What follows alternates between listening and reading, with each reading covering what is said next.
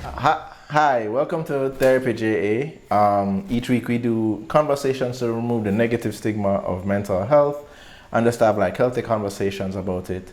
This week I have an artist, someone I've seen his photography, but I've also seen his posts and I'm very interested to, kind of get to know him and hear his story.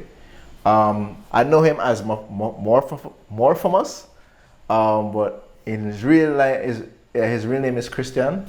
How you doing, boss man? Right. I'm doing well. I'm doing well. How are you? How are things over that side? Everything good, brother. Can't complain. Give God thanks. You know what I mean? Give God True, thanks. So true, I'm very true. much interested in you if you could tell me your story, as in who All you right. are. So the name I go by more from us, as you said. The government name is Christian.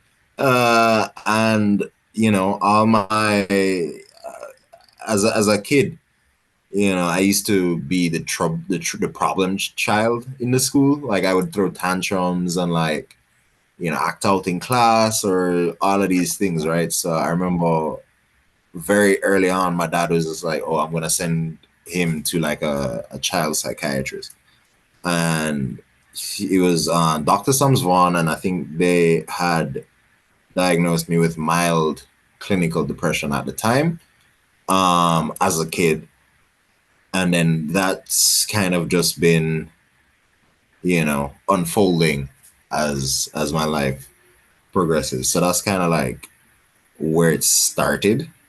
Was just like, why is me acting out in class, throwing tantrums and stuff, and it got to a point where I was in the principal's office every day, Oh wow. you know, because of a tantrum here or like a whatever. I walk out of class or I'm like being very dramatic or whatever it is, and I had to move schools because of it too. So it was interesting at first. Was just like what's going on, and then even as a kid too, because like I'm going to this doctor and and they're doing all of these, they're asking me questions and all these things. I'm like, I don't understand what's going on, but like I'm answering.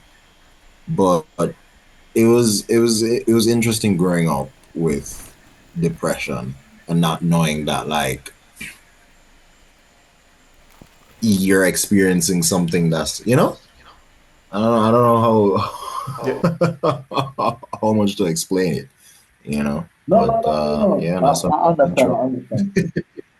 No, man, I understand. So, That's the how old intro. were you at the time? Say that again. How old were you at the time?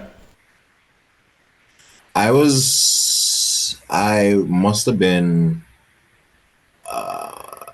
7 or 8, I want to say, because it was like I remember I was in prep school and seeing like a psychiatrist in like fourth grade.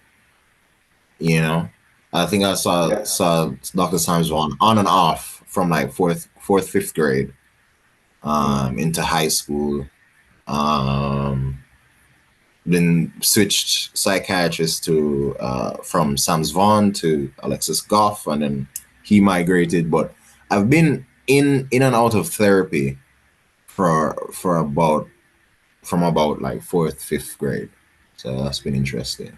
Yeah, yeah. Is there like an underlying thing that you're not like aware of or something? Like, I mean, in the beginning, I felt like, you know, I, is it just depression or like, but this feels a lot more crippling in my day to day, and it was until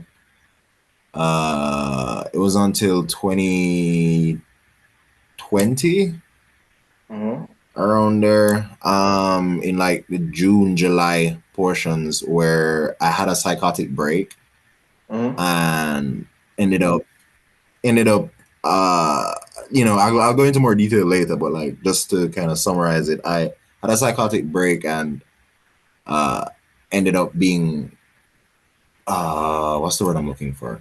Admitted. That's the word. I was admitted to Ward 21 and I spent 2 weeks 2 weeks. there.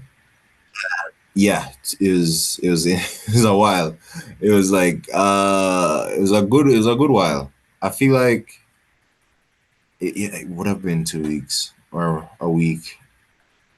I feel like it's two. But in any case, they had officially diagnosed me with major depressive disorder Mm.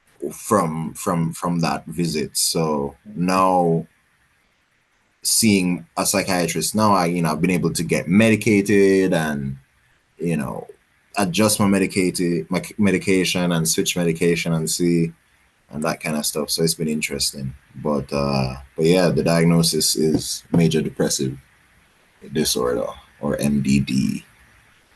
So Um, what exactly is like what does that constitute as major depressive disorder? uh, from what I understand, it's just like you're it's um man if I had to describe it, it's almost like you're consistently in Mm-hmm. the dumps, Mm. right?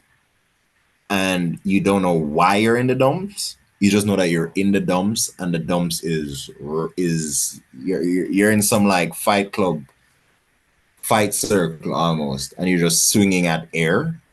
Yeah. You know what I mean? Yeah. And it's just like nothing I do is connecting.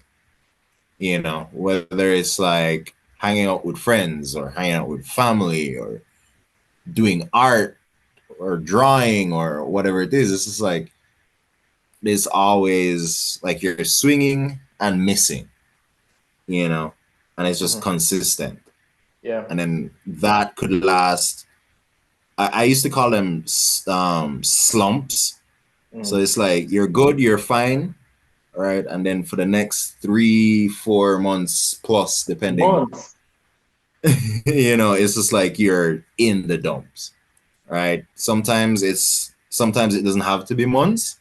Mm. Sometimes it is months, you know, Mm. and it's just this ongoing feeling of just like not wanting to be alive and not wanting and like finding life exhausting Mm. in and of itself. Yeah. Yeah, It's just how your like just fam? existing. Say that again. Yeah. How's your fam? How do your fam feel about it? I I feel like with my siblings, they know what's going on, and we're all chill and it's love. My dad's always been there and just like sending me to this and like whatever. I'm trying to be there, but that can only go so far. Being a Jamaican guy, but then also a very stoic man as well. So he doesn't What's your really, dad we do? don't really talk. What does he do? He's a director for JBDC, I believe, currently. But he was the operations manager for Total Jamaica for like a good decade or so. But Nice. yeah, he's really in the like managerial that Mm-hmm. kind of Yeah. that kind of thing. As I say it out loud, it's kind of just like, is that what he does? Because Yeah. like we don't really, like I said again, being stoic, it's like we don't really talk a lot about that. My mom, mm, eh, it's like she doesn't believe that that could be a thing, What's the you depression? know? Yeah, it's almost like, well, they know that depression exists, right? And then they would say, for example, oh, why do I come home and your space that you're in is like there's 5 water bottles over here, or snack wrappers over here, or whatever, da da da da. Yeah. And they're like, oh, you should just clean up. Like, I don't, why do I have to tell you to clean it up? but it's like they don't realize that it's not that you're not doing it. It's kind of just like you're stuck emotionally, and then you're kind of, it's almost like analysis paralysis. Like you're Paralysis, thinking yeah. about so much things, and you're feeling so many things that you kind of get stuck, and trying to find the energy, or like trying to psych yourself up to do the thing, is also like a continuous battle of just trying to like, okay, in your head, you're over and over. It's like, okay, I need to get up. I need to go wash the dishes. I need to get up. I need to go wash the dishes. I need to get up. I need to go wash the dishes. And like, you just cannot, for the life of you, find the energy to get up to do it. Yeah. And that's is so it became a thing where it's like they would see the symptoms of the condition, right? And then be like, oh, but you should just do this. And it's like, nothing is ever just do when it comes to mental health, I feel like. Because, and it becomes hazy too if you're like educated to some level too, because it is almost like, if like I can rationalize what I'm supposed to do, but I cannot make my body move to do it. And it's Yeah. so weird. It's almost Yeah. like you're dissociated. You know, for example, if you hate folding laundry, you know, weeks will go by and you have a pack of, a pile of clothes on your chair. And you just say, oh, you take a shirt, you flush it out and you wear it, or whatever, or you iron it real quick if it's like really wrinkled, but like you're not going to carve out the time, or you can't find the energy to carve out the time to fold all the clothes and put them away.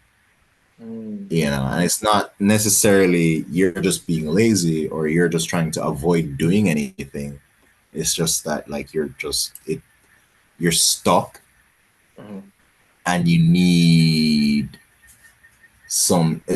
at some point you just need external motivation, because if you rely on yourself sometimes when it comes to certain mental health issues, it's just like, yeah, So can I ask you, like, how does it? So the medication, like, did you try medication? Did you try the gym? Like, how did you find like a counteraction for it? How did you deal with that? I mean, in the beginning, and when I say in the beginning, I mean around high school, when I started partaking in the greens, that helped for a bit, and that helped because like I would describe it as if when I'm high, it's like a beanbag chair for my brain. And Yeah. so instead of being like in thought loops, Yeah. that is another, by the way, being trapped in thought loops is a big thing too, with how I experience depression. Okay, it's like I'm just thinking and thinking and thinking and thinking, and my body just gets stuck in a if not repeat kind of like IT. You know what I mean? Like I just can't break the code until Wow. like something externally. You're just gonna have to shut down the system and then restart it just to see if you can fix whatever. So, Oh, but cannabis helped. Um, Starting medication was iffy because I was on fluoxetine and olanzapine for a while. Now I'm on paroxetine instead of fluoxetine. Yeah, I thought you were about to say And Percocet. Right? Yeah, yeah, yeah. I'm on what is it now? Paroxetine and quetiapine, I believe, Okay. is what I'm currently on. And those I feel like the new meds, because I changed meds around 2022 after 2020 when I was on ward, and it kind of helps. And if I were to describe how it helps, it's like instead of being in some rough rolling Yeah, like waterfall type muck. Yeah, water, mud type of. So, yeah, yeah, yeah, like you're just paddling and paddling and you're trying not to go under instead of trying to fight through stormy water. It feels like there's a wall in the water, and it projects a little bit above the water, and you can stand on it and you Mhm. can observe the waters. And of course, it's still rough and it's rocky, and your ankles get wet. You might have to turn your pants in a 3/4 pants, but you're not drowning anymore. So it's like you're still getting wet to some degree, just not as much. Um, and yeah, that's kind of how medication had helped me there, and then also self-medicating with cannabis and also shrooms and LSD, those psychedelics. Those Oh, you did all of those? kind of help me. Right? Yeah, weed is like a beanbag chair for my brain. Acid is like I'm tripping, but like everything's vibes. And then shrooms is like I'm like life is a video game right now. Now, I've always heard people talk about shrooms like that. A friend of mine did acid recently, and she was like, she said she enjoyed it. She felt like she was like in different dimensions.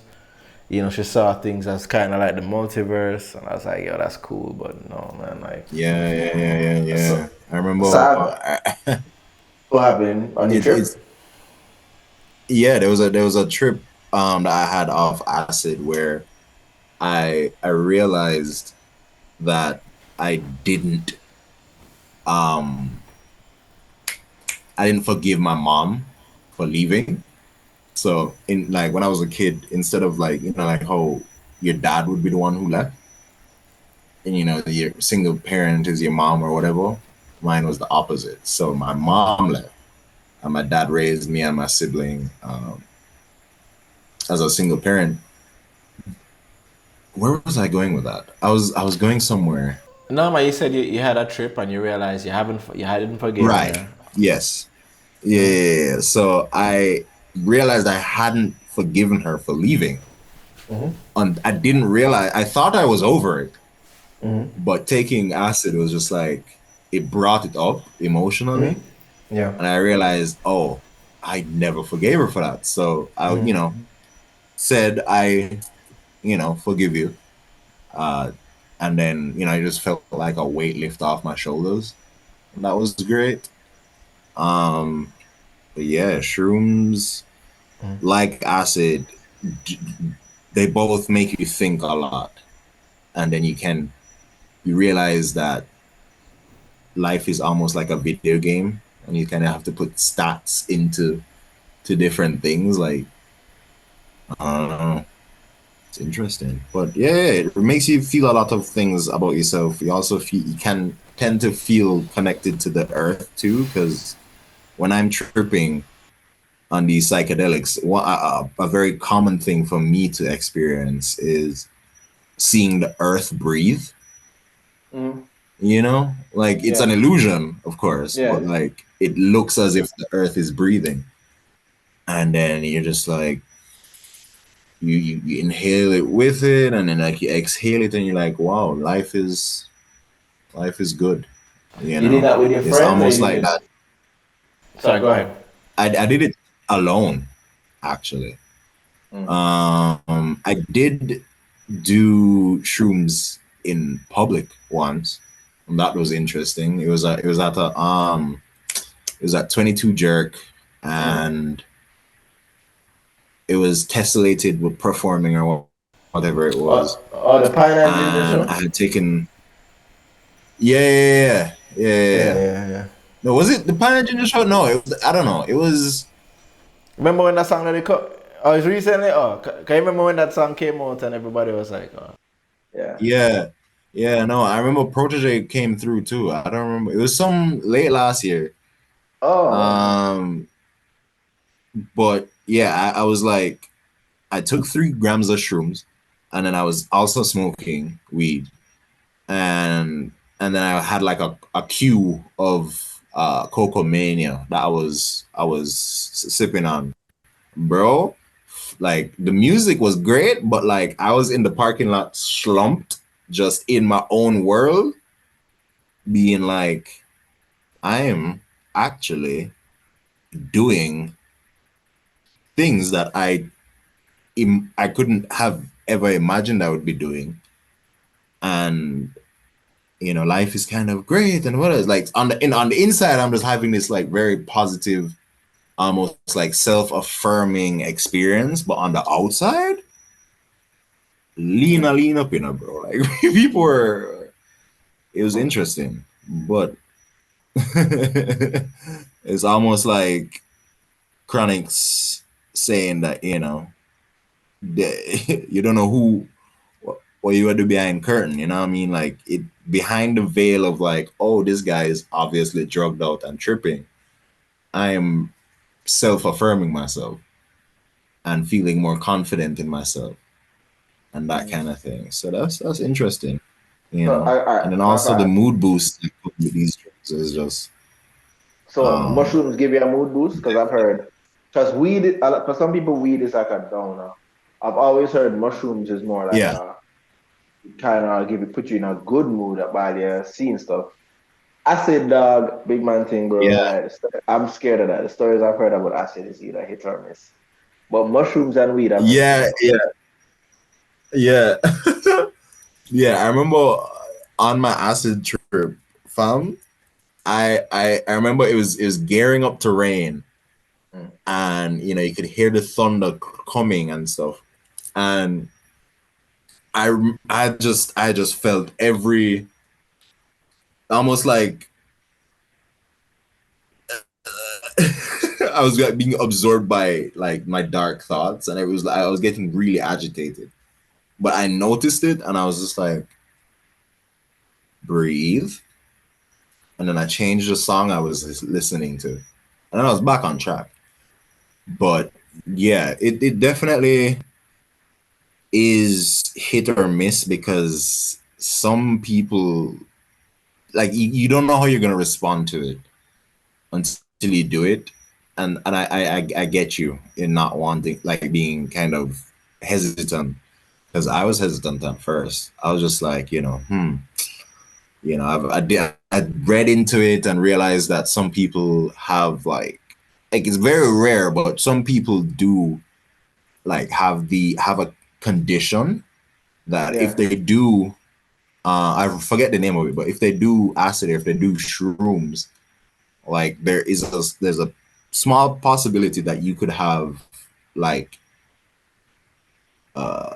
hallucination persistent, this like a disorder, or in the I'm sense scared that of like it. you're stone cold sober, right? It the effect is just that you're stone cold sober, but your brain kind of replays some of the hallucinations you had while you were on said Oh, psychedelic. that So that is no, yeah. bro. That's too scary. Yeah. So you have to, yeah, and then it's also like you have to be in a good place mentally to avoid like potentially getting a bad trip, Yeah. because Yeah. sometimes Yeah. No. I'm good. I'm good off that. So, all right. Well, I've heard stories though of like a lot of people I've known, bro, where marijuana don't really work out well for them, where it triggers either bipolar or it triggers schizophrenia. I don't know if you've heard stories or stuff like that. If you have friends that happened to, or what's it? Because like for me, bro, yeah, I'm very much afraid. I used to smoke weed, but I just, as I said, like I had a friend that had an episode in high school off of it, And as I said, bro, like I just know too many stories. Like especially because I've been speaking to so many therapists, and ganja triggers for so many people, bro. Like a lot. That's why I'm always kind of curious as to like what is the relationship you have with ganja. And I think for listening to you, it sounds like it's more of a calming thing, like your mind can handle it. But I don't know if you've had friends where it triggers. Yeah, I mean, the only thing I can think of, I have a friend named Ron who used to do drugs in the broadest sense. You know what I mean? And he ended up having a seizure once. I forget what the cause was, but aside from that, he's good now. Everything's Yeah. Gucci. That's probably the closest um to like a supremely negative experience that Mm. I know of. But everybody else Of is just good. course, yeah, but then also you have some of the guys that were on the ward with me. You could tell that like, or they would, when we're talking amongst ourselves or whatever, they're like, oh, I was smoking weed and this happened on Ray. Um, but yeah, it's always tricky, bro. You kind of, yeah, for some people it does affect them really negatively, and they can't focus or they get super anxious or paranoid, Mm. and it just in so much words as to say, bro, it's like it's puss and dog now have the same luck. You know what I mean? Like everybody's body is different. Yeah. Everybody's body is different, and everybody's body processes drugs differently. And Mm. unfortunately, it's not like we can just go to the doctor and get some blood drawn or whatever, and then we have a data set that says, oh, you can use this, but you can't use that, and you can use this or you can't use that. It's similar to having food allergies, right? Mm. You don't like you're like, oh, I've never tried shrimp before. You try shrimp, and then you find out the hard way that Yeah. you're deathly Allergic. um allergic. you know so Wow. it's unfortunate. I wish there was like some sort of screening method that we could do, maybe in the future, as technology and medicine advances, we could probably start screening people from early for certain things, Mm. and kind of like roll that into like how a healthcare package. I don't know how the medical world operates, but if we could do that, then I feel like, because I feel like knowledge is really helpful, Yeah. you know, Mm. especially in relation to like self-medicating. Because like, if I to be honest, I probably wouldn't, if I didn't sit down and look into like what can happen if you're taking acid, or what could happen if you're taking mushrooms, or what could happen if you're mixing weed with those.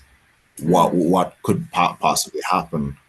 um and you kind of like have to like be certain, and then you also have to be certain in the fact that like, hey, if this doesn't pan out as as as I want it to, then I'm okay with that response, that afterwards too. So Mm. there's that. That's great. But then there's also just like you're just like, damn it, man. You know what? I'll just take this. Hopefully, I'll feel better. We'll see where this goes. So it's both risk, like we're managing risk, and we're managing like Man say yo, expectations, and then we're like also you're just playing saying like, really with the drugs. might as well. Man Yeah. say yeah. Like Work, might as well. work, if you do, yeah. Work, if you Yeah, do, yeah, you know what I work. mean? Like I'm already having a bad time. This can't make it any worse than it already is. Yo, yo, all right. So how Yo. have your friends been supportive in like with knowing you have this condition, or how them deal with it, bro? Yeah, yo, I'm not gonna lie. I and big up the homies, whether close friends or not. But a lot of so my core friend group, they're really just like, hey, if you need to talk or yo, you all right? What's going in? They'll check in every couple months as we do as guys. Yeah. We're not gonna be like, Mm. but it's just like, hey, you good? Whatever, da, da, da. Or try link up or whatever. And we just vibe when we can see each other. And when we're not, we're just like, yo, prayers up, G. Here if you need anything. The wider friend group is also pretty supportive because like if I am feeling a certain way or thinking a certain thing and I say, oh, I'm just gonna tweet into the void, which is what I do a lot. And I feel like a lot of other creatives and other people with affected by mental health issues do is like we're not necessarily tweeting to get like a oh, are you okay? Or oh, are you like what's going on? Da, da, da, da. We're just tweeting to get it off our chest. Big and they're tweeting it into the void. And it's like if someone responds, that's great. If someone doesn't respond, that's also great. Because at least I've gotten it off my chest. In lieu of like not having anyone to physically talk to or not having the time to physically be there. So, that's where tweeting about what's going on or kind of live tweeting your thoughts are. But a lot of friends do reach out and be like, hey, yo, this, or, hope you're doing well, or yo, let's catch up. Da, da, da, da. We talk about a few things, other, just random things to get my mind off of the thought loop that I would have been stuck in or anything. But it's been dope to see that people actually care. Even though, yeah, I mean, no man. I was going to say like like as I said, like the reason why I message you because I've seen your posts like certain things where you're like, yo, I had a psychotic break and I just realized blah blah blah, and I was like, yo, that's very transparent. But at the same time, I'm like, yo, so how your friends deal with that, how your family deal with that, you know what I mean? Because to be honest, bro, like there's a level of self awareness you have, you know what I mean? Even talking to you now, where I'm like, boy, you may have like this depression, but you have a level of self-awareness about it and an understanding about it where it's kind of like Jemar. I don't know if you ever spoken to Jemar have a very much of a, and I think when you have certain issues about yourself, there's a certain thing of level of honesty you kind of have to have and just have to be like, boy, all right, I have this, you know what I mean? And you just have to work with it. So I think seeing the post and like talking to you, there's a level of awareness you have like, yo, this is what I have. But it's not like a crippling thing. Like it don't define you. You know what I mean? Like that's kind of what I get from you. yeah. And I, I do appreciate that. Like, people do come up to me sometimes and say, "Hey, I saw you post that, and I feel the same way," or whatever it is. But a lot of it, I feel like, is just getting it out there so people are aware that this is something that happens.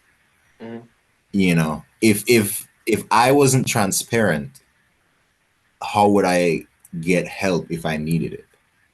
And then also being a guy, being in Jamaica, being alternative, that kind of thing. But a lot of it is just trying to, as you're doing with this podcast, trying to normalize that, hey, not everybody is having a great time.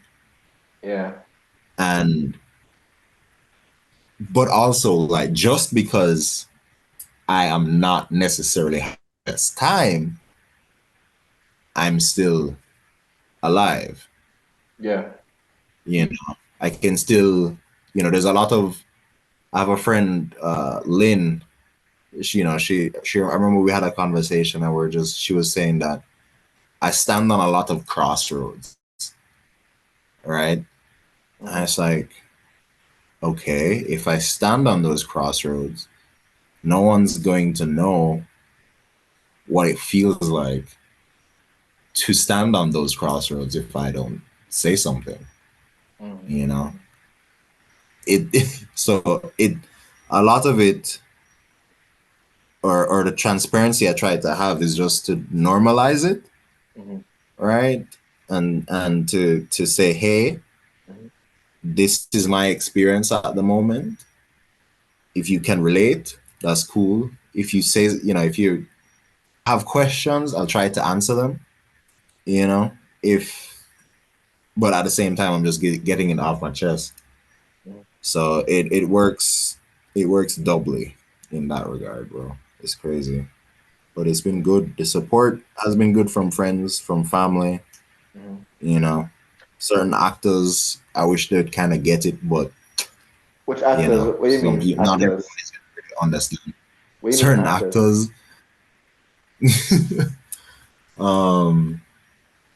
So my dad's partner, she she finds a way to get under my skin sometimes.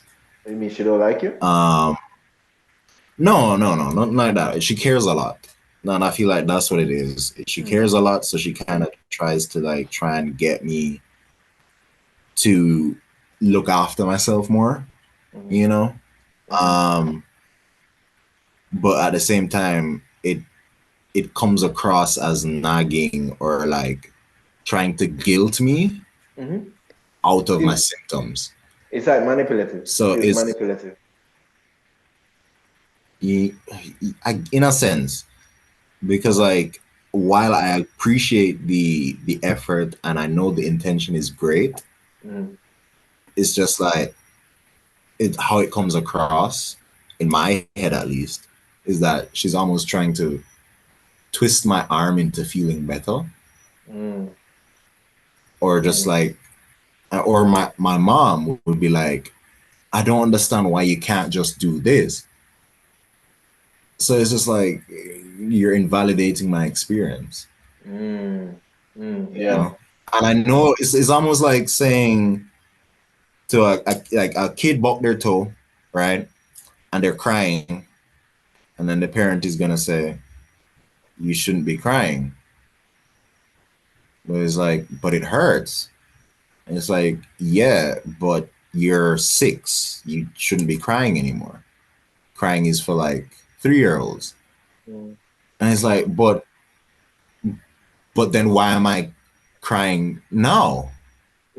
So it's this weird thing about, knowing that the intention is there to help and to nurture, but it almost feels like you're ignoring the symptoms of the condition that I have. And that is it's a very, like, there's some dissonance. Yeah. Because it's just like, well, then, but you make it sound like it's supposed to be easy. But if I do regress, like, yes, I want to move forward, but sometimes you're going to regress whether you want to or not. Have you, is there like a conversation you have with them about it, or how's the communication? The communication, for me at least, is very, like, if they say something to me, I'll respond. But, I guess growing up with a stoic father, I've kind of just like not really talking to them. Like my friends, cool, that's different. But like when it comes to family, we're very just like, yeah, if we need to say something, we'll say it. But most of the time, it's just like, oh, hey, what's going on? Like in passing. But it never feels like, oh, they're just trying to get me up and going or whatever. It's like, I get that they're trying to help. And that also hurts in the dynamic too. Yeah, yeah, You know, yeah. because you know that they want to help, Mm, and I want to be helped. mm. It's just, ho- How? some wires get crossed. Mm-hmm. Some wires get crossed, and it's like, but I, and it goes back into what I was saying earlier about, like, you're aware Mm-hmm. of the problem, Mm-hmm. but you can't necessarily do anything to fix the problem. Yeah, yeah. You know? It's they call it in certain like health circles. They call it like conscious competence. They have like you have unconscious competence where Hmm. you okay. So it's unconscious incompetence where you're something is wrong and you're not aware that there's something wrong.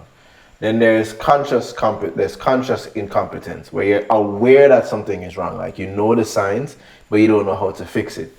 And then there is conscious competence where you're consciously making an effort to like communicate better, to fix it. And then there's a Yeah. part where it's such a habit now that it becomes unconscious competence. You know what I mean? Where you're fully aware Mm. of how to communicate and how to deal with it better. So like right now you're just at like that conscious and like you're aware of what's wrong, and you just have to like figure out how Hmm. to get to the next step. So it's not a defining thing like, oh, this is how it would be. It's just okay, I'm aware of where I am right now, and we're in a phase where we're aware of the communication being wrong or not knowing something's off and just not knowing how to remedy it. Yeah. Yeah. Yeah.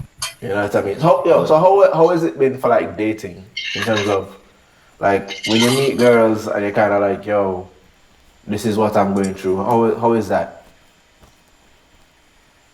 Man. It's been tough. I'm not gonna lie. More so, more so because I'm demisexual, What does which that just mean? means I don't really experience sexual attraction unless an emotional connection is established first. Okay. Right. So hold on. Yeah, So, yeah, yeah. so it's not like it's not sapiosexual where you need to have like an emotional connection to be attracted. It's that you have to be, is it that you have to be intellectually stimulated to feel attraction to the person? No, I think sapio is the intellect. Intellectual. So Demi yeah, is what? yeah. So sapio is they're attracted to like brilliant minds or deep Okay. thinkers or whatever it is. I Okay. believe No, I'm not like the end all no, be all. that's what it is, man. That's what it is, yeah.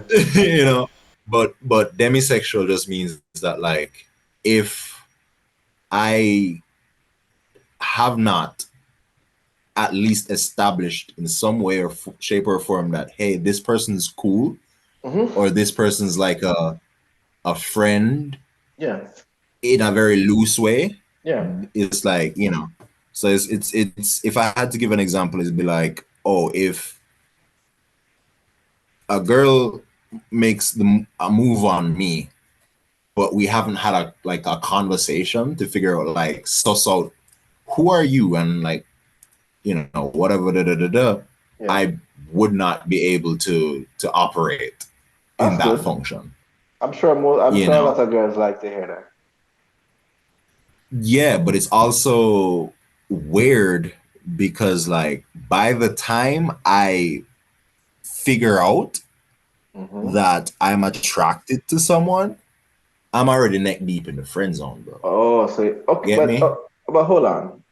You can be friends with someone and not be in the friend zone though. There's a difference. So like you can be like all right. So no, okay, hold on. Friend zone is so I'm gonna say okay. So like you can be friends with a girl because I've had a lot of girls I'm friends with, and we've like hooked up at some point. Friend zone is where you are like she knows that you like her, and she's keeping you around for validation. Like she's keeping you around to give her attention and to give her the validation. Is that where you're hitting it? Like you're in that where the girl knows that you like her. Like you've shown intent. You've shown that you're interested. She pick up on it. She knows that she don't really like you, but she keeps you around for just the validation. And sometimes she'll give you a certain type of false hope, like a vibe. That's what you're in right now. That's what you normally end up. Oh no. Because I mean, like, Okay. Whoa. Okay. That's an interesting turn. Yeah. Because I was gonna say when I was saying friend zone, I meant like they've already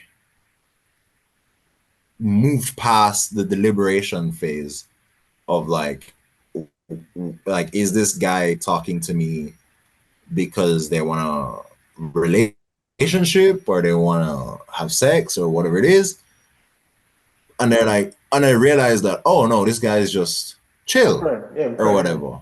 It's like, it's like I like having him around, you know, or whatever it is, and then I get feelings, and then I'm just like, oh, I think I like you on our levels, and they're like, I don't see you that way, bro. Unfortunately, I thought we were just Friends. homies type, Yeah. So it's not.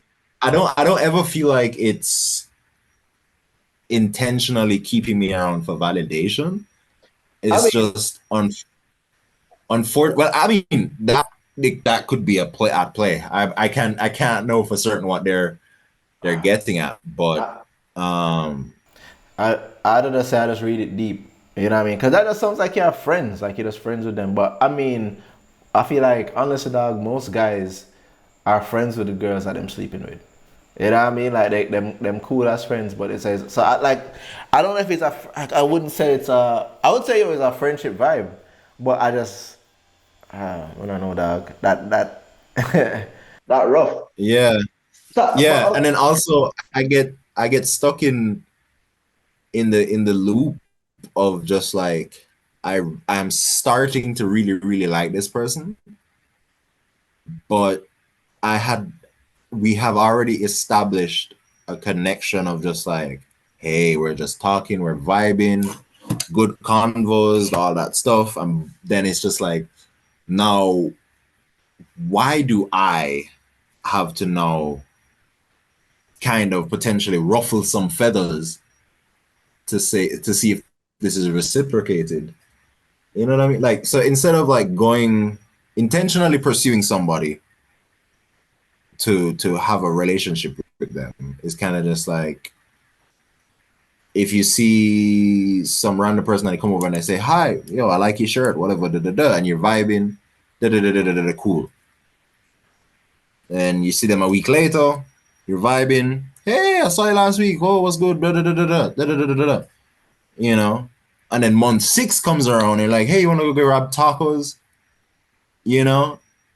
And they're like, sure, okay, cool. And then like you go get the tacos, and then you're like, hey, I'm starting to develop feelings for you.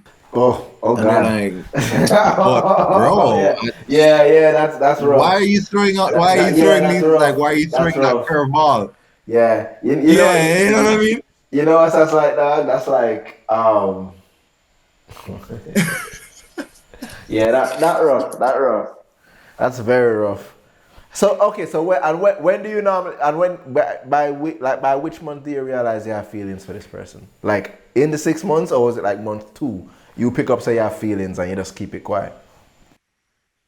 Probably month 2, if I'm being honest. Mm. You know. And you don't say anything. And then I'm just like, but I don't, and another thing too, is I genuinely I'm starting to believe that I cannot tell if someone is interested in me, right? So I could be thinking, oh, this person's cool, or whatever, and then month 2 rolls around, I'm like, yo, I could see myself, dating this person, right? So, But then, whoa, I lost my train of thought a while ago. no man, no man, no man, no man. You realize you could see yourself dating this person, but by then is it that you don't want to ruin it? Yeah. because it's just like so you're playing it safe. It's too yeah. So you put yourself Play in the it friend safe, zone. cause like I don't want cause like and then when I fancy somebody, right, whether platonically or romantically, um, I don't want to make the other person Uncomfortable. unnecessarily uncomfortable. No, yeah. So you're trying to play it safe. You don't want to come across as threatening, so you're playing it safe. So you're the one that's putting yourself in the friend zone. Yeah. Not that I think of it. Not that I say it out loud. Yeah, Yeah. you're the one that's But doing it. yeah, and I feel like um when it comes to my diagnosis, I feel like some people might not want to deal with that like Well, baggage. so have you I'm had not a sure girl if say that's that to like, you?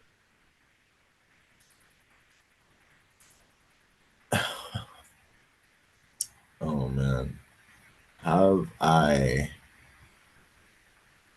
Have I? I'm thinking, bro. 'Cause I remember in from prep school, bro. Mhm. Like I'd say I have a crush, and I come back and you know class is in uproar about like this, and then the girl come. I remember one time this girl came over to me and said, "I wouldn't date if you're the last person on earth." This is grade two, but I mean, that that don't count. You know what I mean? don't count. That don't count. I'm trying to think, bro, because like I'm Wait, did that sure. define you took that personal? I know, not at the time. Not at the time. I remember this person I was trying to see.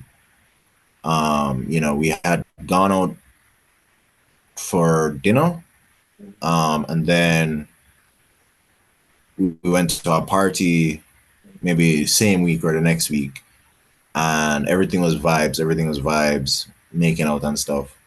And then they like what this they were partied the Friday, and then the Wednesday next week they said, oh, somebody else Mm-hmm. that I was seeing Yeah, made it official, yeah. right? I'm just like, whoa, whoa, whoa, whoa, Yeah, whoa. Didn't see that the coming. making out kill it for you. Yeah. The making out in the party kill it for you. I'm just telling you from like, cause normally, yeah, that's from experience. Normally, when you do some shit like that, them just see you as a guy that them hooked up with in the club or hooked up with in the party. So it's not really Yeah. like I a mean, but state. the thing is, we were talking for a month before. But I feel like it wasn't really like a statement of intent type of vibe. It was like, you know what I mean? We hooked up in the party, and you know what I mean? Honestly, bro, no girl is ever. God, I don't want to sound toxic, but you know, everybody has options. You know what I mean? So you already know how that go. So okay, so how did it end? After she tell you that, what happened? Um, then I was like, all right, cool, I'll be friends. Mm. Um, and yeah, I remember I was, you know, making some like yanking your chain type jokes and whatever. Um, and yeah, I remember it got to a point where we weren't really talking as much. And then they were saying that, oh, I don't think we can talk as friends anymore. Ray, Ray, Ray. I'm like, oh, what happened? You Mm-hmm. know? And they're like, oh, they think that I resent them or this, Mm. that, and the other thing. And I'm like, oh, like that wasn't my intention because I was genuinely trying to be this person's friend. And I was just like, oh, haha. What I thought were haha light jabs, like, hey friend, what's up? They took Passive serious. aggressive. Yeah, they took Um, it as passive and then I was aggressive. just like, oh, yeah, yeah, yeah. Which to be fair, to be very fair, is something that I do a lot. What the passive aggressive? Yeah, Uh, from time, I can be very passive aggressive. I yeah, can get girls hate really that. petty if I'm really annoyed. But we hash things out. we had a conversation about it because like I genuinely did not mean harm. I was just roughhousing and stuff like that. So there was that. And then I remember this other person that I was dealing with. We had gone, hung out for a day and thing. We went on maybe we went to a brunch date, we went to a tea house date once, and I remember we went up into the hills. Yeah. It was, You like dates. You like dates. right. Yeah. And everything was Gucci. And then they were just like, they got cold feet. Yeah. Right. And I remember, we're pretty good friends actually. Now. But I remember once we were talking, I don't remember where, it was probably on Instagram or something. Yeah. And I was like, I don't know how it came up, but we're talking about like lovers. And I was like, would you want me to be a lover? Or something to that effect. Why would you And they're ask? like, Okay. yes. They were like, yes, but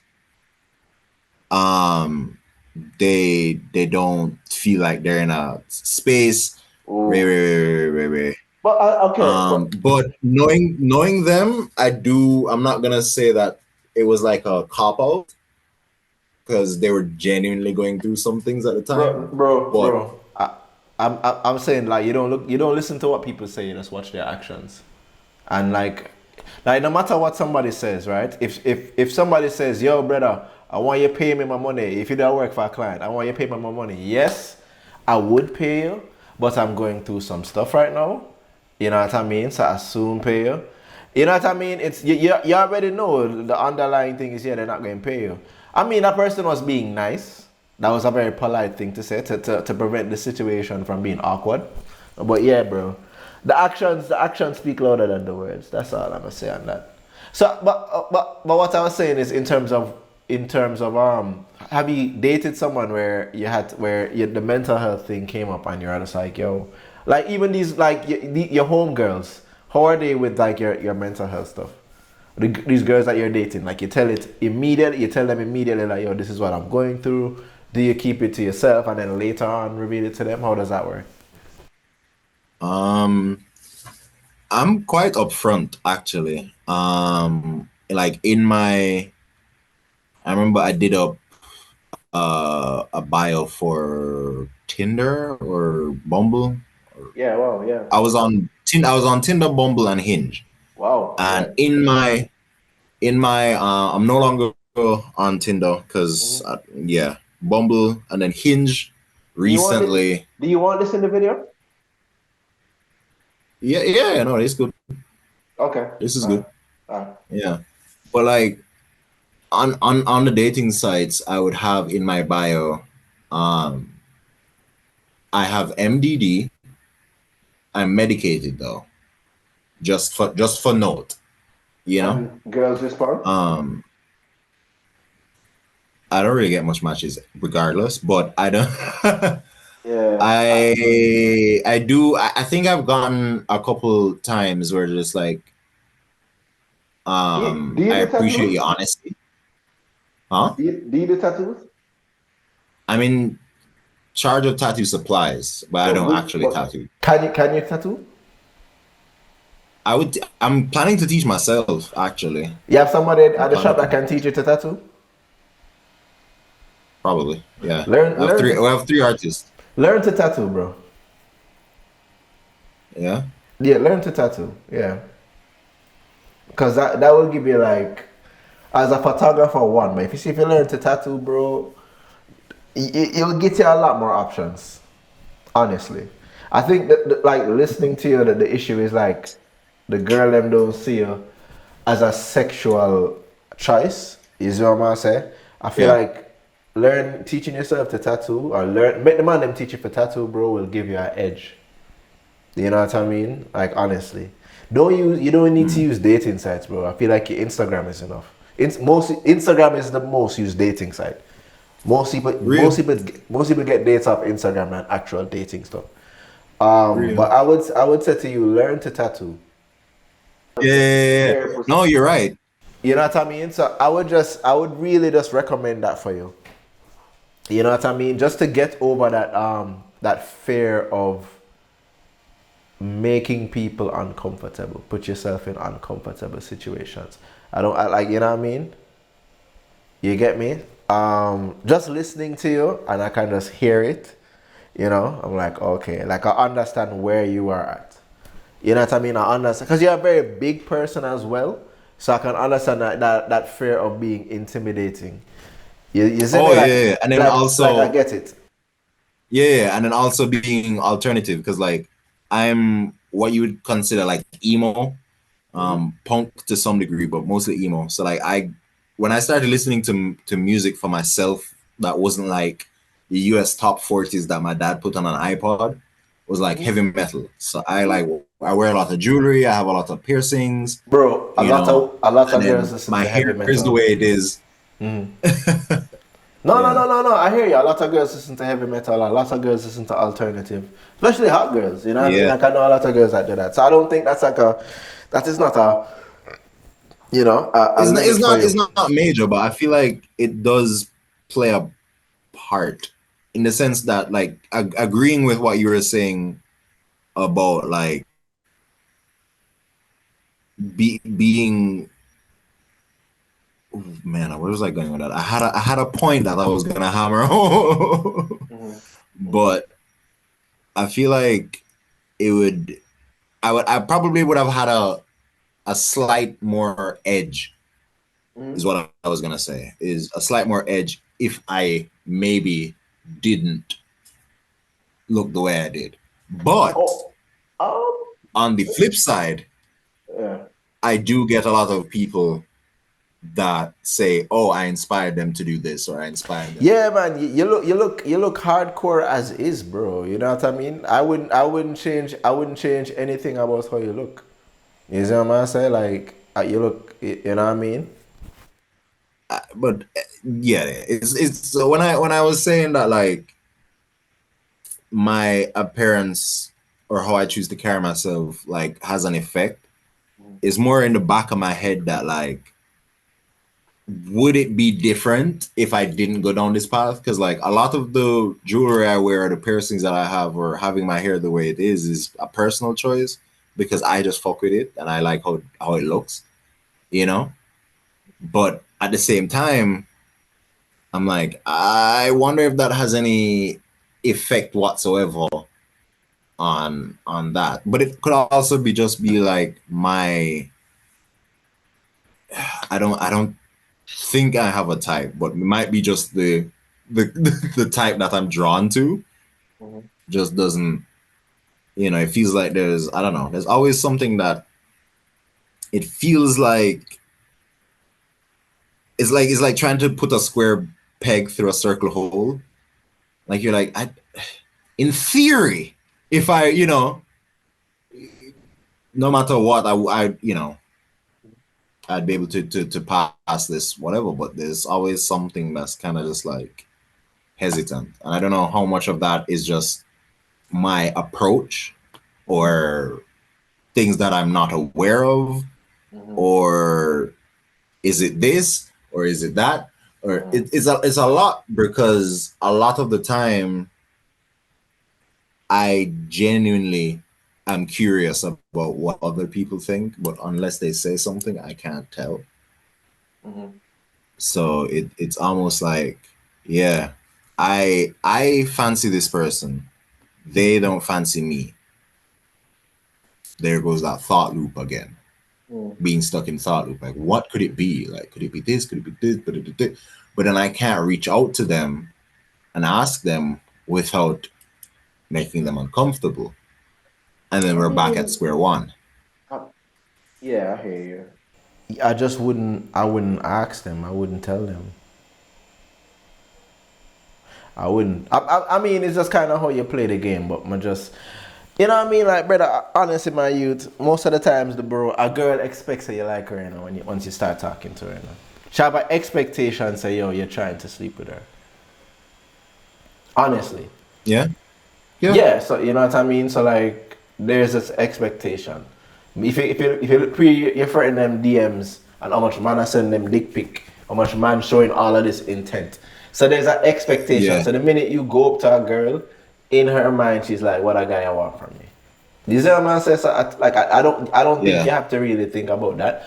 But to be honest with you, bro, I feel like yeah, you just kind of have to cultivate a lifestyle around you with, you know, the girl them around you. You know what I mean? Or just start par with a Yeah. lot more girls around you. I feel like you have home girls, but start par with them. And I feel like if you do the tattooing thing, it will give you a lot of sexual confidence. You know what I mean? Like, you know, Yeah. yeah, Def. don't, yeah, Def. no, yeah. So I Making would say, notes, you know. yeah, yeah, you have summer coming up, so you can deal with that during the summer. And you're cool with the man them in the shop, them can teach you. Yeah. So when was the last relationship you had where, you know what I mean? Only had one. Okay. So one official, one official. Yeah, man, yeah, man. And that was from it was from 2015 to 17. Okay, how did Or that go? so? No, like 2013 and like December 2013 to 2017. It was good. Mhm. I was in high school.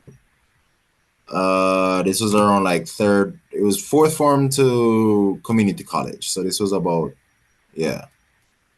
And I thought everything was good, but being a teenager, being young, dumb, and full of stuff, Mhm. all of our conversations kind of devolved into some sort of sexual talk.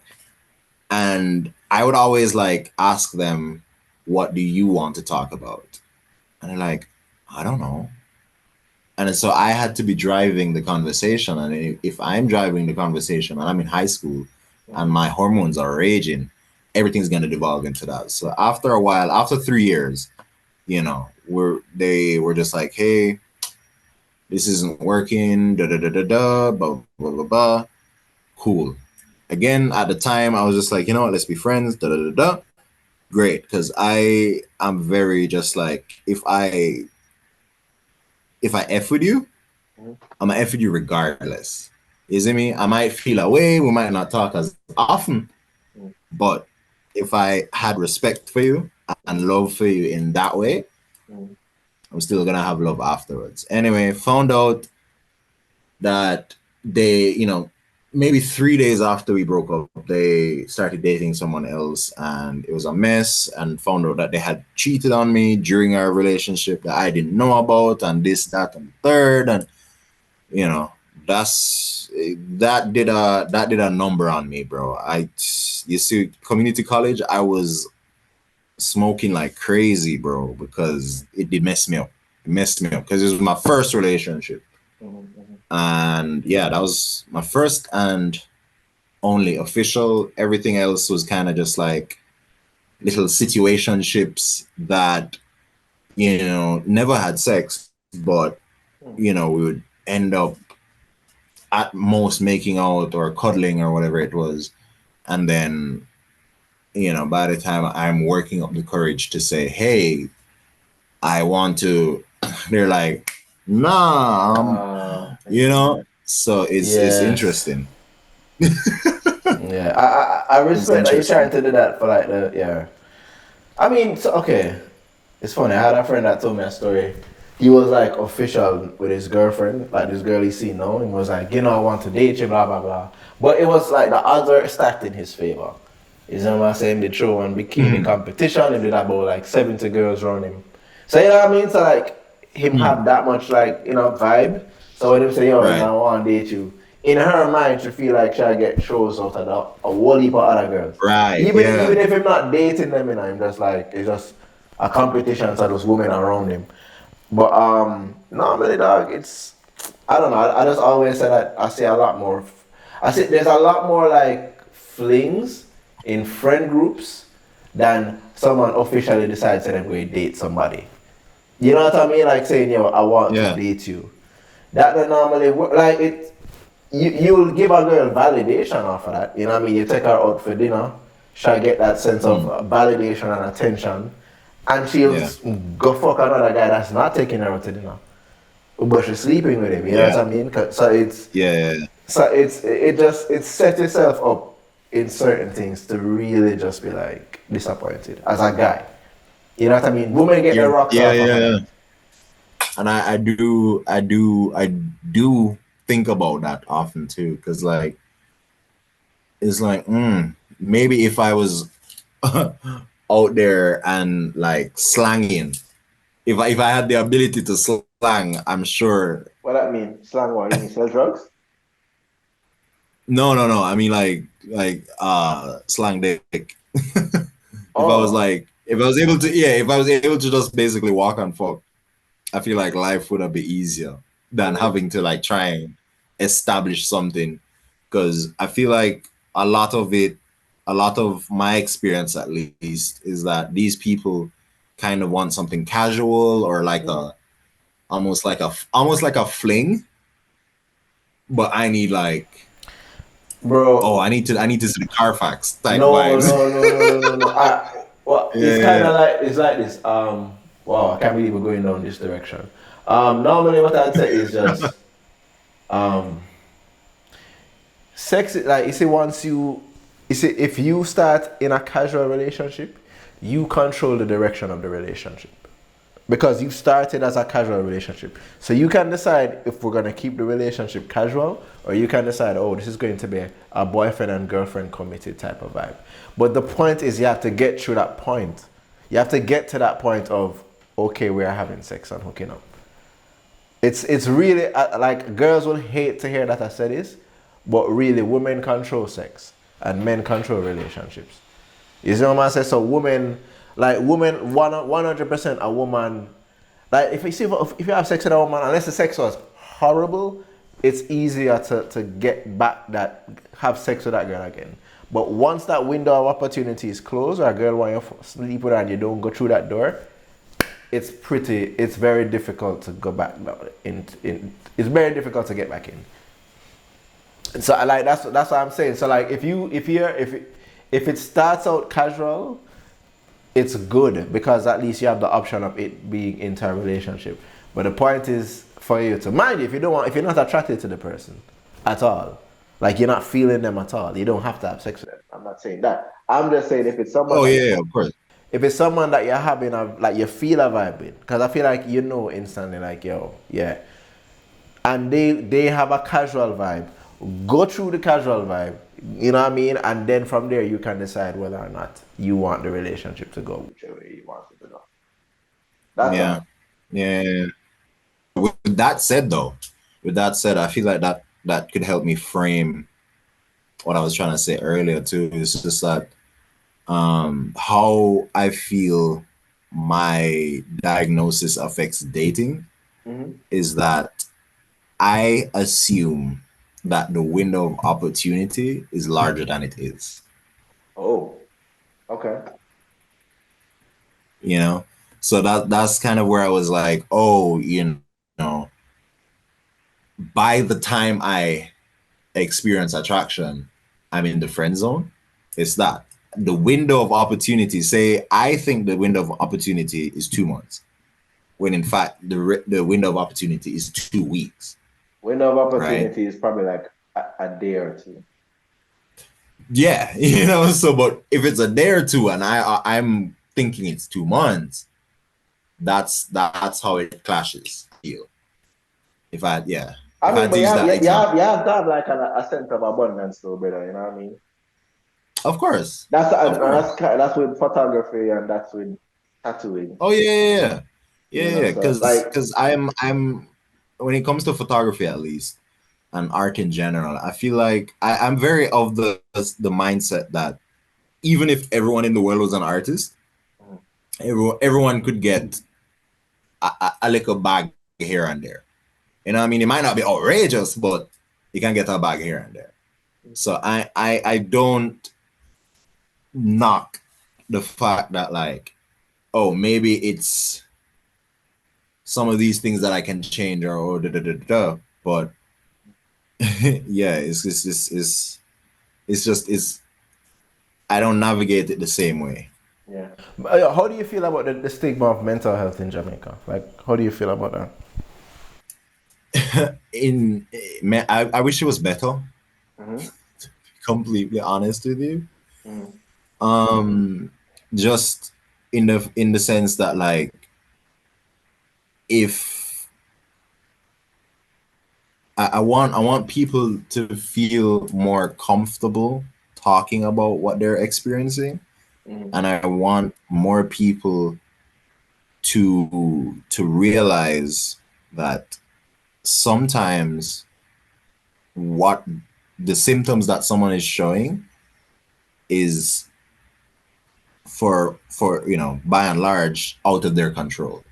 All right, so if someone just happens to be having an episode, a very public episode, I would, in an ideal world, we'll be able to say, hey, I see that, and then have some way to like kind of talk the person down, or that kind of thing. I wish in that, but that's we can only make steps towards that, Mm-hmm. and that'd be great. But just having people be less afraid to talk about what they're experiencing, and for people to be more compassionate, that sometimes people are acting a certain way because of symptoms of their condition rather than it being their issue. It's just like, hey, if my toe is broken, I'm not going to be able to walk as fast. I'm going to be able to walk. And then if someone sees me walking funny, then they'll be able to say, oh, do you need a hand? Mm-hmm. Or offer to kind of assist. And if the person says, no, I'm good, then, whatever. But at least it's just like, oh, hey, are you okay? Can I do anything? Can I help? Just that. I feel like I want mental health in Jamaica. I feel like it's too, it almost feels like theater Mm-hmm. sometimes Mm-hmm. when you're talking about the things you experience, or you're, you know, explaining what's going on, and then it's like, are you looking for a cookie? Like, why? Could you give me an example of Like, that? so if I say online that, damn, I really wanted some Pepsi today, but I didn't get any Pepsi today, so like I'm having a breakdown. And someone's like, you're having a breakdown over Pepsi? Like, okay, like, are you trying to get attention? Or like, are you fishing for, like, what are you like? You know what I mean? Mm-hmm. It's it's like, who does it serve Mm-hmm. is the question, because sometimes people can see if someone's having like a breakdown on the timeline, people are gonna be joking and saying, oh, da, da, da, da, da, da, da. And that's, okay to some degree. But at the same time, it's just like, if everyone's laughing, like obviously something is wrong. It's almost like, um I want to say Kanye, you know, where it's like he's clearly something is going on, Mm-hmm. right? And it's okay, it's funny, we can laugh about it, sure, because it's funny sometimes. But sometimes you want people to be like, yo, we need for do something, help, like we need for, like, I feel like I'm talking in circles, dog. I'm trying to Mm-hmm. to explain it, but yeah, I just wish people would, like, haha, laugh and thing, but like also like, hey, are you good? Like, do you Yeah. genuinely Yeah, I think it sometimes it can feel performative, and people are asking if you're okay, and you're like, yo, I'm actually going through this, and it's just okay, just checking. You know what I mean? So it's Yeah, not, yeah, yeah, yeah, so yeah, it's yeah. not like But it's not a genuine thing. It's a performative thing. Yeah, I get you. yeah, and even if they do reach out and say, hey, you're good or whatever, and you tell them, hey, you're good, whatever, as you say, they'll be like, oh, just checking. And it's like, well, yeah, but I've been in that same place too, Yeah. where it's like a friend is telling me something, and I'm like, that sucks. I hope you feel better soon, and I'm here for you if you need me. But you're there for them genuinely though, right? Yeah, yeah, I am. I am, but it's just That like, Yeah, that's the difference, bro. Because you're genuinely there for your friends. The issue I have is when people say it, but they really don't mean it. They really don't care. Yeah, it can feel patronizing. Like you know what I mean? Like they're genuinely not really like, oh, like that. But I get you because when my friends come to me with their stuff, I'm like, whoa. And there are times when I'm like, yo, I can recommend a therapist for you. Thank God I know enough therapists now because I'm like, yo, bro, like, when they come with the heavy stuff, where I'm like, honestly, this is a lot for me to deal with as a friend, but I can recommend a therapist for you. You know what I mean? Because there are sometimes when you kind of have to have your boundaries. yeah. I've recommended my psychiatrist and therapist to a couple of people too. Yeah, because it's like, yo, they're like, yo, bro, this is going on. I'm like, yo, they're like, yo, do you know any therapist? Or I'm like, yo, this is mine. Mhm. You can contact them this way, whatever, and send them on their way like you do. So Mhm. yeah, sometimes it's too big, and sometimes you're like wanting to do a lot, but you feel like I don't know, like you want to do something to help them, Mhm. but knowing that like you yourself can't. Can't. Okay. Yeah. Yeah, there's Yeah. also like like almost helplessness thrown in there too, Mm. because Yeah. like I hear everything you're saying, I can understand how like awful that is, Mhm. and I want to say something or do something for you to forget it, but knowing that like you're gonna have to work through it on your own, and I can only spectate is another interesting angle to look at it from too. But it's all good for the most part. No. Mhm. Yeah. Yeah, man. Yeah, it's fine. You know? Yeah. How has it helped in terms of your art? How has it affected your art? Ooh. In the beginning of my photography, I remember starting to like I would structure my shoots so that I would be able to have a 3 panel post on IG, Okay. Mhm. right? Okay.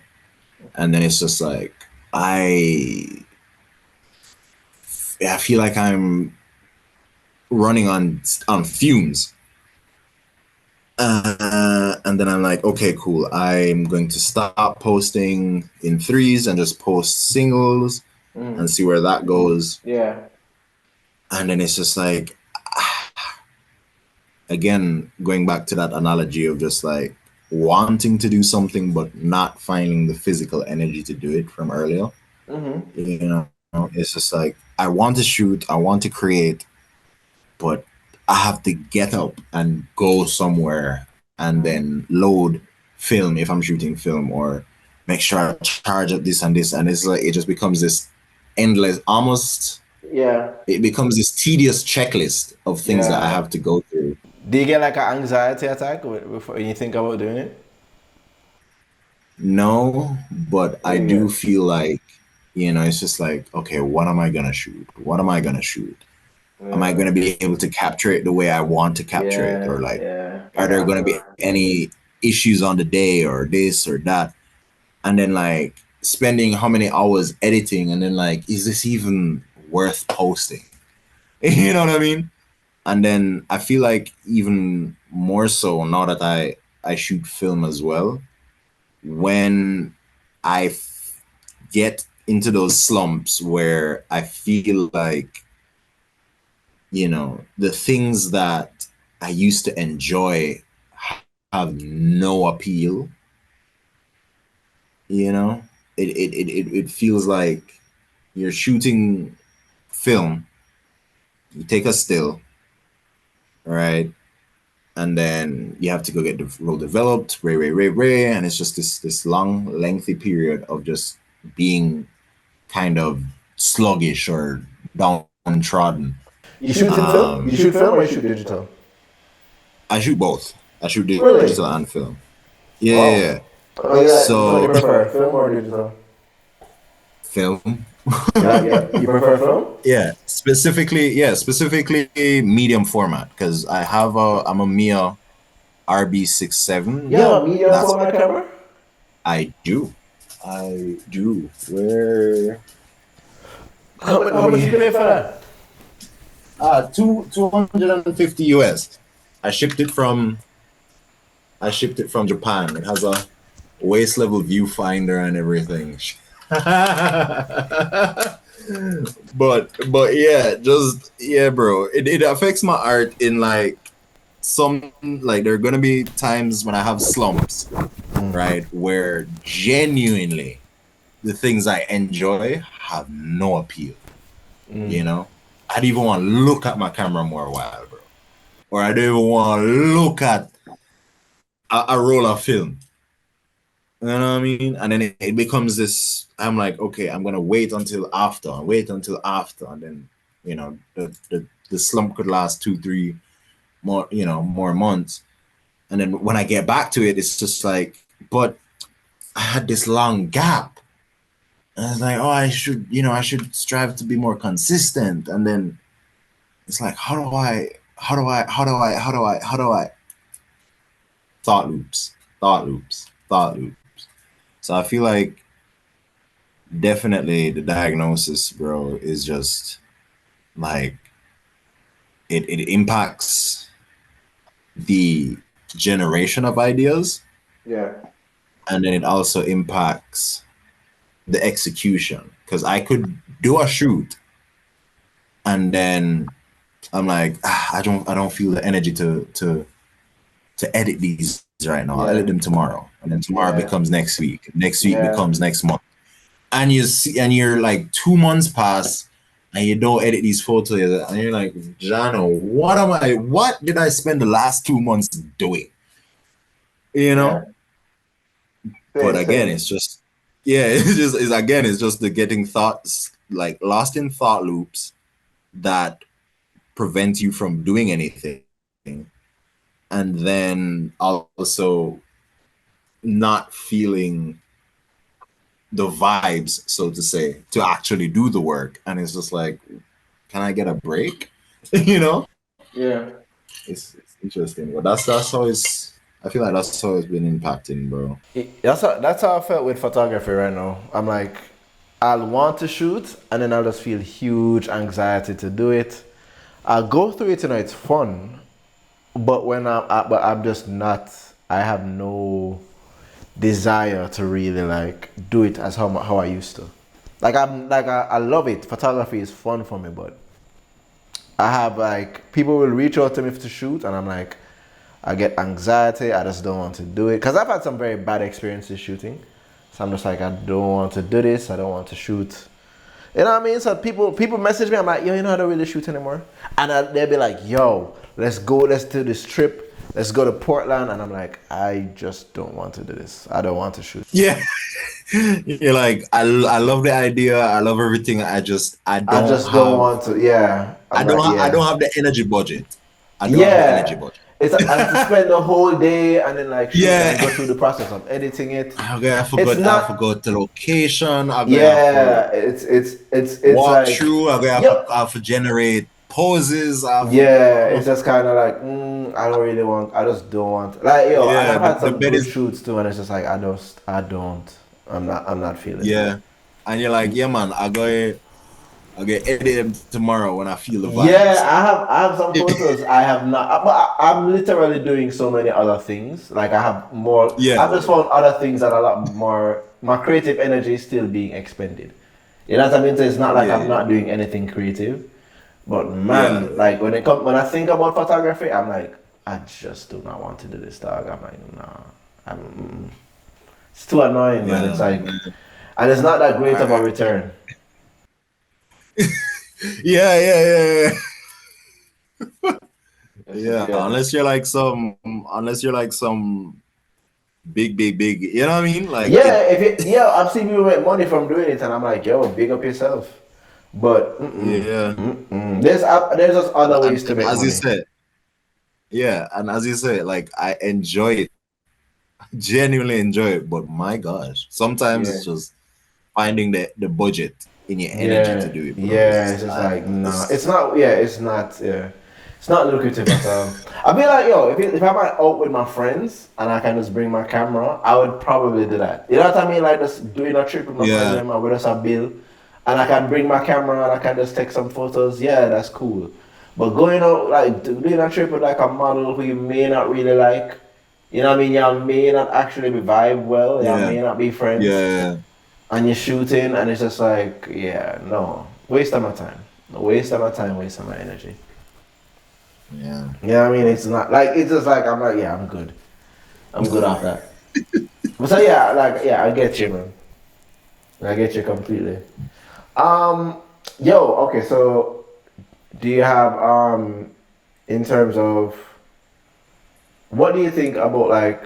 Do you feel like men deal with mental health differently from how women deal with it out here in Jamaica? How do you feel about that? And by the way, how was your experience at the ward? So to answer the easier question, Okay. my time on ward was pretty interesting. So they have separate rooms and everything. It's kind of just like a one twin bed type of vibes, with like a bedside table and thing. But for around say 8:30, 9 o'clock, they let us out into the like almost like a dining hall. And serve us breakfast, whatever, and then we'll have like a 45-minute activity with all of the people there. And Whether were that most be of the people there coloring. sane? Were they like in their right mind? How was that? Um, I would say there were like seven of them. Four of them seemed like reasonably sane. Like they might have had a spliff that they hit them chip, like you said, or they're just like, well, I don't remember what happened, but whatever, and I'm here now, but I'm chilling.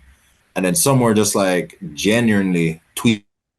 Like there was this guy who I remember he would lift up some of the drains on like this outdoor portion. Mm. He would lift up the drains and he'd look under the couches and he's like, I'm looking for my lighter. Anybody see a lighter? And we're like, bro, we're not allowed lighters on ward. I don't know what you're talking about. I was like, no man, I used it yesterday. I was like, you didn't have a lighter yesterday, bro. Like, chill out. Or there's this lady who um she swore she was pregnant, and the nurses and the doctors would be like, you're not. We checked. We've done tests. You're not pregnant. And she genuinely thought she was.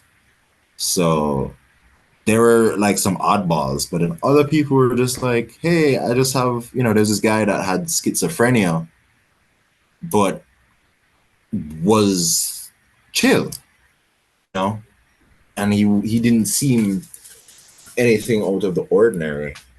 But I will say that ward was boring, bro, because like there was like one TV that was maybe on early or late showing news. Outside of that, bro, no electronics. I had to ask my dad to bring me books, and I remember they took one of my books. It was, oh my gosh, what's the name of the book? It was, I should have it here somewhere. It was Outlander. Mm. It was Outlander, the book, and they confiscated it from me Why? because they saw me reading it and they Googled it and realized that there were sex scenes in the book. Oh, And they were just like, oh, you're not allowed to have porn. like that kind of material. I'm like, but it's a book? And it's funny because they took it before I got to the part that there was sex in. So I was like, what? I thought they were BSing me, bro. But no, they're very strict on, the type of books you can read. I remember I brought tarot cards one time and they're like, you can't use that because, they don't want to offend any other person. Maybe they're religious, da da da da, or whatever. But a lot of the time, bro, it was just like sitting in a living room for most of the day. You might get some coloring pages or some activities or like question-based games or pick a song or whatever, da, da, da, da, and they'll play that song. But outside of that, it was just sitting down reading. There was no TV.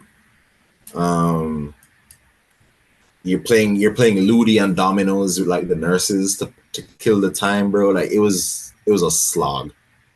It was a slog. And then every morning and every afternoon, they like line up everybody and you go to a table and they'll give you your medication for the night or the morning and like they'll monitor you, and then every 45 minutes or so, in between the activities and just lounging around, they'll take you aside and be like, oh, they'll ask you questions like, do you think you have any powers? Do you feel like, this, that, and the third? Like, do you hear voices or da da da da da da? They're just, clinical questions, and it's just like that every 45 minutes. So I mean, bro, it was the longest 2 weeks of my life. Wow. You see me? And then after, not after, but I was gonna say, and visiting hours were crazy too. It's like 1 hour out of the day, Yeah, that's and then it's like, all right, Is that the hospital where you can only have like, some hospital, like, I think most hospitals is like 1 hour visiting. Some hospitals like, yeah, and they're very strict about it too. So like, once the time is, they're like, hey, I don't know, but yeah. most of it, bro, was just reading books if you could, or playing dominoes with the nurses. But bro, shit was boring as fuck. I'm not gonna lie to you. I mean, but yeah, I'm glad. Yeah, but I'm glad it helped and stuff. Cause I like, Oh yeah, because of course, because I don't think I'd be on medication if I didn't. You know, Thank God. I don't think, yeah, and I don't think I would have gotten the diagnosis because, previously it's like, oh, I had mild clinical depression as a teen. Like, I'm still depressed, but like, I don't know, maybe it's the same thing, only to be re-diagnosed with like, oh, it has gotten worse since, so that was helpful because it's like validation. Like I'm not crazy after all. Like there's actually yeah, yeah. Cause if you have like any type of episode, like you're like, you start to question it. Yeah, yeah. But like, okay, so do you feel like men and women there's a different stigma? um yeah, I want to say because like if a woman is feeling like crazy emotions or anything, them can just ring them homegirl and say, oh girl, and they're chatting, and they'll feel like, oh, at least someone that I trust and like help me talk through this. Whereas guys, it's just, you know, you know, if you man up, if you know what I mean, like you have to hold it, you have to hold out youth and just, you know, rough and tough and raggedy when more while, you know, if you just shed out one tear and keep pushing. Yeah. You know what I mean? Like it feels like men just don't have the same network of support, like implicit support. Like if I go to a brethren of mine and say, yo, bro, this is going through my head and thing, and Ray, yo, can we talk to me, bro? Like, what's going on? Then will talk to me. Sure. You know what I mean? But they're always gonna be like, yo, yeah, bro, sometimes that just happens sometimes. I mean, like you just have to keep moving, bro, and just know that, you know, yeah, try, and that is all that you can do and think. Whereas with women, you know, them call them homegirl and say, girl, Ray, chat, start talking about this, that, and the third, and then it becomes like some just evolving conversation. You know, there's enough space, I feel like, for them to express what they're feeling, have it heard and understood and consoled, versus men are just like, I hear what you're saying, bro, and like I'm rooting for you, bro, but you just have to keep going. You know? It there's not as wide a space for you to like actually talk through things. Yeah. Yeah, man.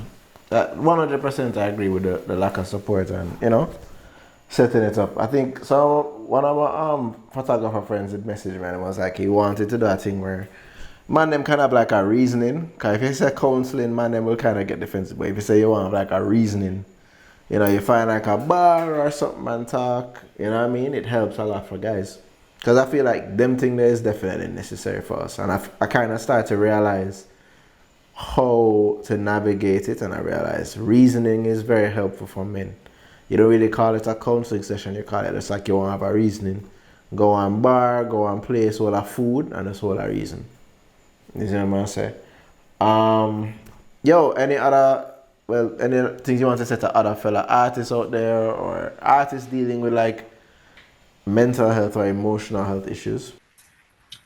I want to say that feelings aren't facts. Okay. Right? Which is something my therapist used to say to me a lot. Yeah. When I feel like I'm not good enough, or no one is really seeing my art, or this, that, and the third, feelings are not facts. Right? And to tag on to that, a lot more people respect what you're doing and respect your bravery if you're talking about what you're doing or what you're going through, even if they don't say it.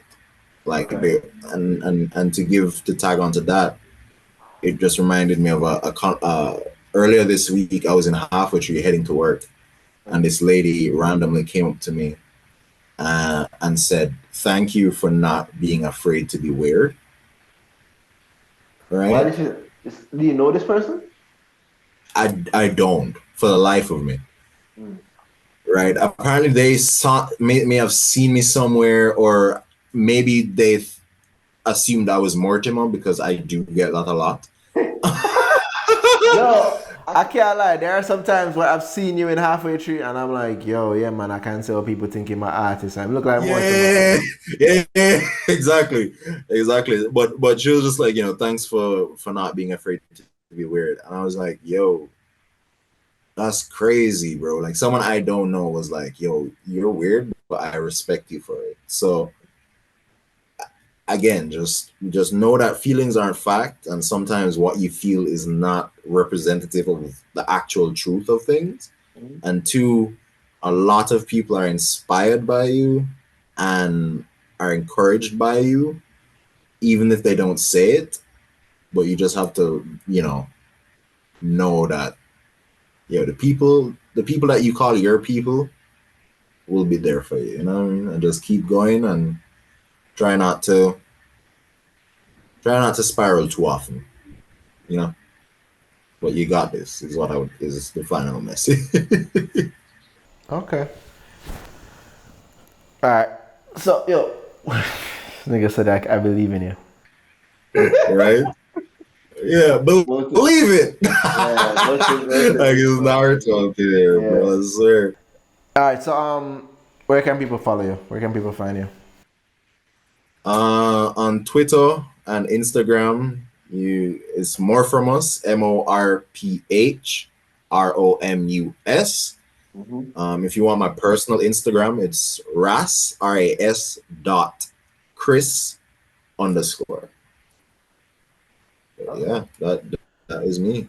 All right, bro. Yo, so thank you so much for doing this, brother. I know it was very last minute. Appreciate you for this. Once again, guys, follow us, on Therapy JA. Check us each week for more content, and you can always check out our website to find a resource for therapists, counselors. You can contact them on that.